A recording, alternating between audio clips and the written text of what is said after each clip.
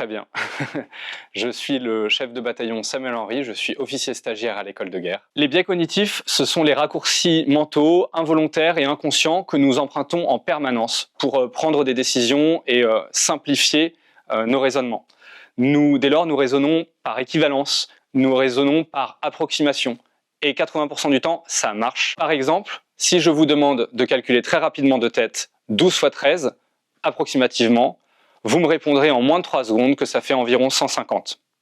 Mais pour être capable de répondre que cela fait 156, il vous faudra poser l'opération 12 fois 12, 144, plus 12, 156. C'est plus fatigant, c'est plus long, c'est plus exact, et vous êtes à peu près sûr de ne pas vous tromper.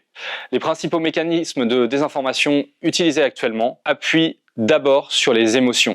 Des émotions primaires, des émotions fortes. La colère, la peur, la honte, le dégoût. Et en tout cas, elles vont souvent nous donner envie de cliquer, de partager notre indignation ou notre colère, voire même de nous engager plus avant en rediffusant le contenu et en commentant. Un contenu est toujours plus convaincant lorsqu'il cadre avec les croyances de l'auditoire. Dès lors, nos adversaires font tout pour adapter les faux récits et les faux contenus qu'ils diffusent à nos croyances préexistantes. Ce prix, c'est d'abord, évidemment, une reconnaissance, mais c'est surtout de la visibilité.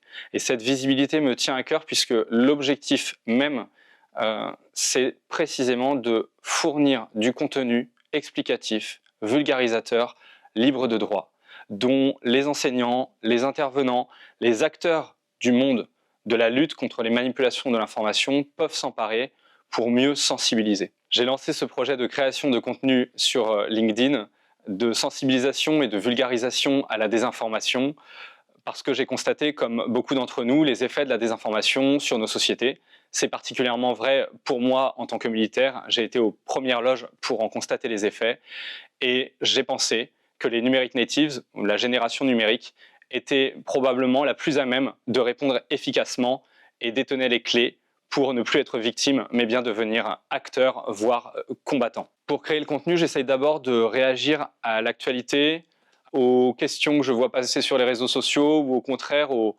mécaniques virales qui sont à l'œuvre. Cela me donne l'idée du thème. À partir du moment où j'ai le thème, je peux réfléchir en regardant ce que dit la psychologie sociale sur ce thème, sur cette mécanique cognitive. Je scripte un contenu assez simple, un texte explicatif. J'essaye de le simplifier au maximum et de l'illustrer avec des symboles assez marquants pour le public. Un mécanisme qui m'a particulièrement marqué l'année passée est la fausse rumeur concernant les punaises de lit. Nous avons majoritairement donné dans le piège qui nous était tendu en propageant cette fausse nouvelle très difficilement vérifiable selon laquelle il y avait une épidémie de punaises de lit.